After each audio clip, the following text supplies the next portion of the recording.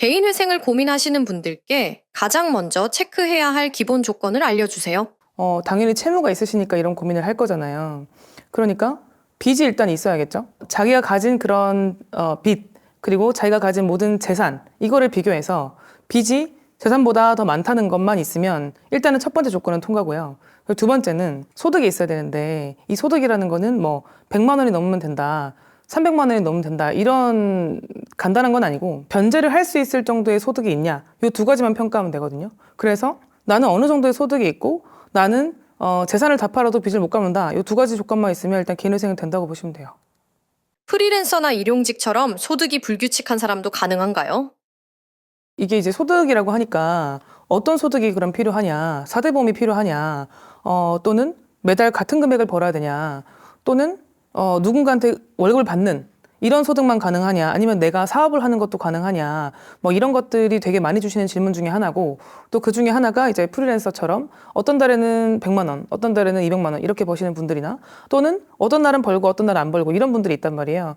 법적으로는 소득에 대해서는 한도가 없고 규정된 것도 없어요. 그러니까 뭐 어떤 일을 하던 이 사람이 생계를 꾸리는 소득 활동을 하고 있다라는 거는 일단 기본적으로는 조건에 포함된다고 보시면 돼요. 다만 월급을 따박따박 받는 사람들은 급여 명세서도 나오고 그리고 사대보험 신고도 되니까 그런 소득에 대한 판단이 좀 쉽잖아요. 근데 일용직 같은 경우에는 현금을 받으시니까 통장 사용을 못 하시는 분들도 많고 그리고 또 매일매일 받는 금액이 달라지니까 이런 부분을 따로 평가하는 게 까다롭긴 한데 안 되는 건 아니에요. 네. 그럼 재산과 빚의 관계는 어때야 하나요? 재산이 있어도 가능한가요? 그 재산이 있으면 안 된다고 생각하시는 분들도 많고 또 내 집이 있으면 안 된다 이런 생각을 하시는 분들도 많은데 일단 재산이 있다라는 것 자체는 상관이 없고 아까 말했던 것처럼 빚보다 재산이 적으면 되잖아요. 예를 들면 빚이 1억이고 재산이 9천만 원이 있다. 그러면 당연히 이제 가능한 거죠. 그러면 9천만 원이 어떤 형태로 가지고 있냐. 집으로 갖고 있을 수도 있고 차량으로 갖고 있을 수도 있고 또는 뭐 예금으로 갖고 있을 수도 있고 그런 이제 형태에 따라서 다 다르긴 한데 재산에 따라서 평가를 좀 달리하는 것들이 있어요. 예를 들면 임차보증금 같은 경우에는 법에 따라서 민사집행법상 압류를 하면 안 되는 일부 보증금이 있거든요. 예를 들면 나는 3천만 원의 보증금이 있어도 사실상 재산이 없는 걸로 평가를 받기도 하기 때문에 실제로 이 사람이 재산이 얼마가 있는 사람이라고 평가를 할 것이냐에 대한 거는 사실 전문가가 판단을 해야 되는 거예요. 내가 스스로 생각하는 거랑 조금 다를 수 있어요. 근데 어쨌든 재산과 빚의 관계는 그냥 빚이 더 많으면 된다. 이 부등호만 있으면 된다라고만 기억하시면 돼요. 혹시 재산을 숨기면 안 되나요? 당연히 안 되는데 그러니까 이런 질문을 이제 주시는 이유가 여러 가지가 있는데 내가 마치 재산이 있으면 회생에서 불리한 평가를 받을 수도 있다고 생각을 해서 뭔가 요만큼의 재산도 갖고 있으면 안 된다고 생각하시는 분들이 있어서 이런 질문들이 나오는 건데 재산을 갖고 있는 상태에서 회생을 해도 사실상 문제가 없는 경우들이 더 많아요. 아까 말했던 것처럼 1억의 채무가 있는 분을 가정하면 1억의 채무가 있고 변제금이 50%가 나와서 5천만 원을 갚는 거예요. 근데 이 사람이 재산이 3천만 원 있잖아요. 그러면은 아무 상관이 없거든요. 그러면 이 3천만 원을 굳이 숨길 필요가 없잖아요. 근데 이걸 숨겨야 된다? 라고 생각하시는 분들이 있는 거거든요. 또 한 가지 경우는 재산이 있는 상황이 조금 불리한 분들이 있어요. 예를 들면 아까 1억보다 재산이 적어야 된다 이렇게 얘기했는데 재산이 하필 1억 천인 거예요. 그러면은 이 1천만 원 때문에 회생을 못 하는 거거든요. 그러면은 이 1천만 원을 없애고 싶은 마음이 생길 거 아니에요. 그럼 이런 경우에는 당연히 재산을 숨기더라도 법원에서는 이 재산이 있다는 거를 아니까 회생에서는 당연히 불리하게 작용을 하겠죠. 빚의 한도는 어떻게 돼요? 이게 이제 한도가 있다는 거는 개인회생에서만 들어가는 얘기인데 법인회생이나 법인파산은 이제 법인들이 하는 거고 개인들이 하는 거는 일반회생, 뭐 간이회생, 개인회생, 개인파산이 있잖아요. 이 안에서 한도를 가지고 조금 나누는 거예요. 그러니까 이 지금 여기서 빚의 한도가 있다라는 거는 개인회생 안에서 국한된 얘기인데 개인회생에서는 무담보 10억 그리고 담보 15억 이렇게 한도가 있어요. 그러니까 이 두 가지는 하나라도 넘으면 안 되는 거거든요.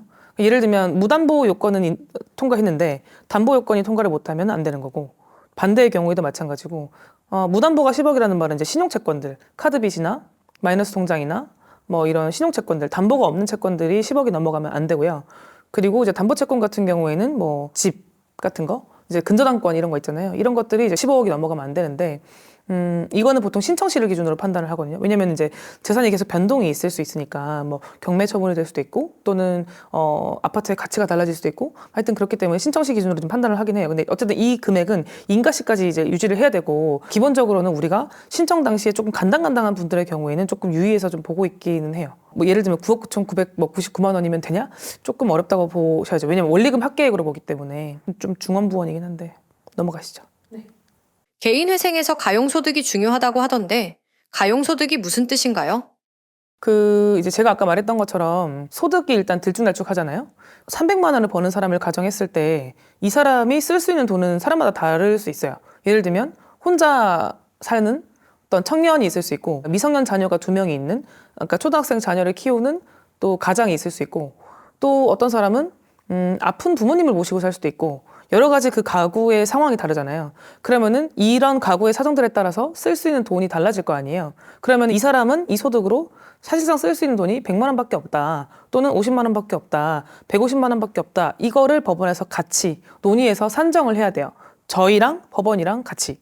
그러니까 이 채무자는 300만 원을 벌긴 하는데 사실 쓸 돈이 요거밖에 없습니다. 라는 거를 이제 저희가 소명을 해야 되는 거죠. 그래서 그때 쓸 수 있는 이제 개념이 가용소득이라는 거고 그 가용소득을 기준으로 변제금이라는 거를 산정을 하는 거예요. 전체 채무 중에서 얼마 갚을래? 그러면 난 이만큼만 갚을 수 있어. 라는 게 가용소득인 거고 그걸 기준으로 총 변제금을 이제 산정하는 작업을 하는 거죠.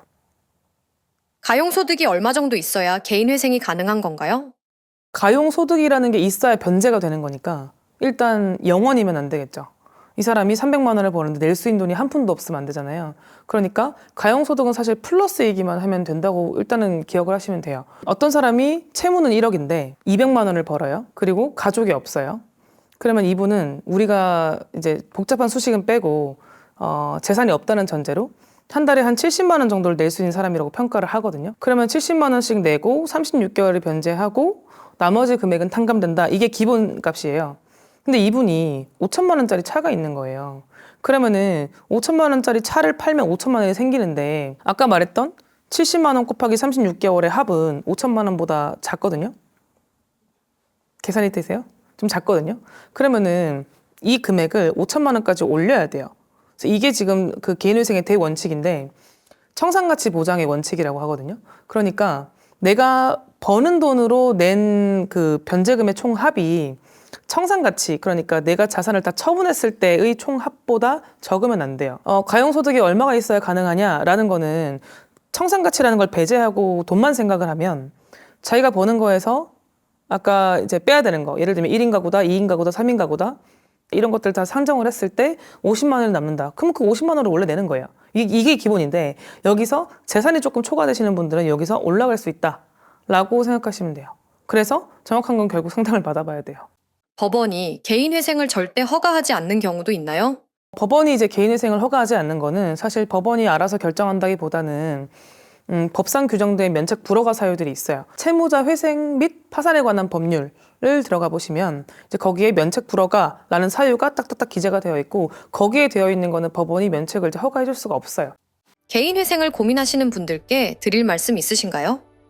개인회생의 굉장히 디테일한 요건은 사실 이 상담을 받는 분들이 미리 다 파악하기는 어려워요. 그러니까 이게 지금 체크리스트라고 여러분들한테 말씀드린 이유는 나는 이것 때문에 개인회생이 안 될 거야 라고 생각하시고 아까 말씀드린 것처럼 뭐 재산이 있으니까 안 될 거야 또는 내가 소득이 한 500만 원 있으니까 안 될 거야. 어떤 분은 이런 질문도 있었어요. 나는 삼성전자라서 안 될 거야 이런 분도 있었거든요. 그러니까 그런 이제 말도 안 되는 요건들을 다 그러니까 약간 오해들을 푸시고 법원에서 보는 거는 첫 번째 소득이 어느 정도 갖추고 있냐, 그 다음에 재산보다 빚이 많냐, 요 두 가지를 핵심적으로 보고 그 나머지 요건들은 저희가 판단을 해서 이것 때문에 안 된다 또는 이것 때문에 된다라고 말씀을 드릴 건데 뭐 상담을 하면 대부분 이 요건에 걸려서 안 되는 분들은 별로 없거든요. 그러니까 그냥 걱정하지 마시고 그 물어보시면 답변해 드릴 테니까 뭐 댓글을 주시던 전화를 주시던 해서 정확한 판단을 받아보시는 게 가장 중요하고 개인회생뿐만 아니라 개인회생이 적합하냐, 개인 파산에 적합하냐, 또는 신용회복이 적합하냐 이런 부분을 자기가 스스로 공부해서 확인하기 굉장히 어려워요. 물론